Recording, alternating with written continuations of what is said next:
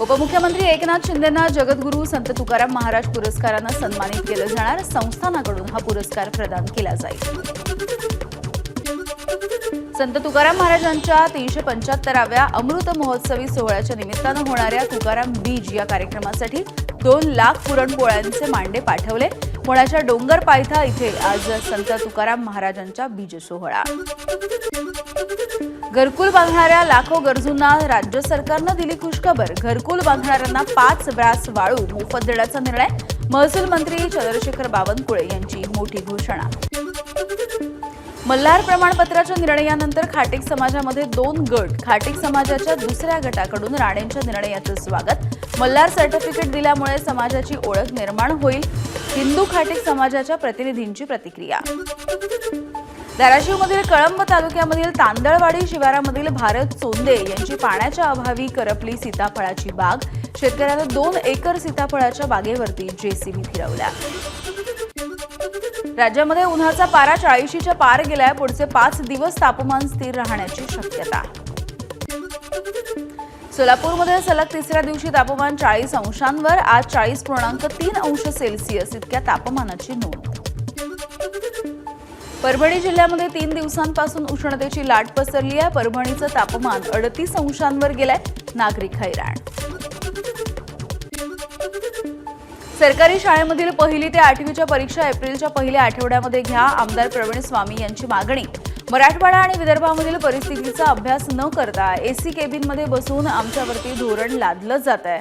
आमदार स्वामी यांनी व्यक्त केली खंत। धाराशिवमधील 500 बेडच्या रुग्णालयांसाठी अर्थसंकल्पामध्ये 1000 रुपयांची तरतूद।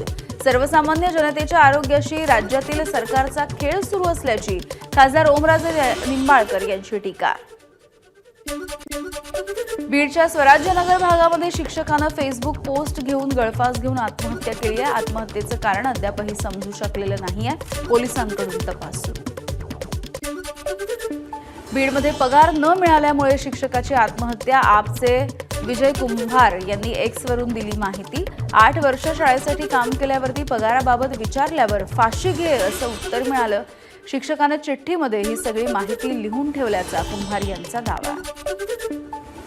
महाराष्ट्रामध्ये होणाऱ्या शेतकरी आणि शिक्षक यांच्या आत्महत्या ही चिंताजनक बाब आहे। सर्वपक्षीय बैठक बोलवण्याची मुख्यमंत्र्यांना अनेकदा विनंती केलेली आहे। सुप्रिया सुळेंची प्रतिक्रिया। नक्षलवाद्यांच्या घातपाताचा डाव गडचिरोली पोलिसांनी उधळला। जमिनीमध्ये पुरून ठेवलेली स्फोटकं निकामी।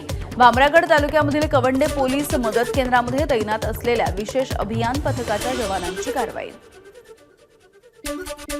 माथेरानमधील मध्य रेल्वेच्या अधिकाऱ्यांसाठी असलेल्या विश्रामगृहामध्ये रेल्वे कर्मचाऱ्याची मोबाईलच्या वादामधून हत्या। दोघांना अटक। माथेरान पोलीस ठाण्यामध्ये गुन्हा दाखल। पनवेलमध्ये महाविद्यालयीन विद्यार्थिनीवरती कार चालकाकडून अत्याचार। आरोपी अमोल पदरत याला अटक। बसस्टॉपवरती सोडतो असं सांगून आरोपीनं विद्यार्थिनीला गाडीत बसवलं। नाशिकमध्ये मुजोर रिक्षा चालकाला साथीदारासह पोलिसांनी अटक केली आहे। रिक्षा चालकानं शालिमार चौकामध्ये कार चालकांसोबत हुज्जत घातली होती आणि मारहाण केली होती। या घटनेचा व्हिडिओ सोशल मीडियावरती व्हायरल झाल्याच्या नंतर पोलिसांची कारवाई। हिंगोलीच्या सेनगावामध्ये ठाकरेंच्या शिवसेनेचं ढोलबजाव आंदोलन। घरकुल लाभार्थ्यांना अव्वाच्या सव्वा दरानं रेती विकत घ्यावी लागते आणि त्यामुळे अवैध रेती उपसा बंद करण्याची मागणी आहे। रायगड इथल्या महाड वरंद घाटामध्ये एसटी बसचा अपघात झालाय। 15 ते 20 प्रवासी जखमी। जखमींवरती महाड रुग्णालयामध्ये उपचार सुरू। घाटामधील तीव्र वळणावरती चालकाचा ताबा सुटल्यामुळे अपघात झाल्याची माहिती। वरंद घाटामधील एसटी अपघातामध्ये जखमी प्रवाशांची मंत्री भरत गोगावले यांनी भेट घेतली आहे। अपघाताची चौकशी करण्याचं गोगावले यांचं आश्वासन। घाटमाथ्यावरती नव्या बसेस देण्याच्या मंत्री गोगावले यांच्या सूचना। जळगावच्या चोपडा तालुक्यामधील अंकलेश्वर बुरहाणपूर राज्य महामार्गावरती प्रवासी बसची कंटेनरला मागून जोरदार धडक। या अपघातामध्ये 9 प्रवासी जखमी झाले। बसला ओव्हरटेक करण्याच्या प्रयत्नामध्ये अपघात झाल्याची माहिती।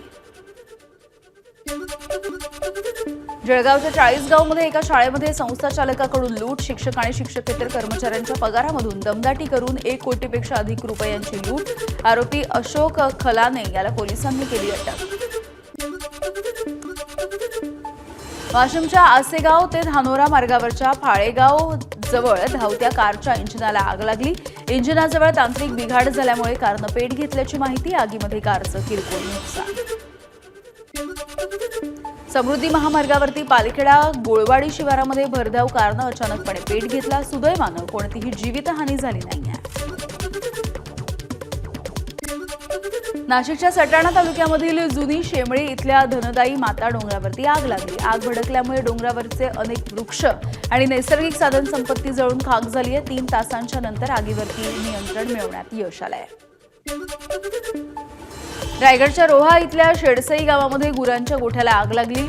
26 बकऱ्यांचा होरपळून मृत्यू झालाय. वणव्यामुळे आग लागल्याची माहिती आहे. आगीमध्ये शेतकऱ्यांचं लाखो रुपयांचं नुकसान झालंय. अग्निशमन दलानं त्वरित धाव घेऊन आगीवरती नियंत्रण मिळवलंय.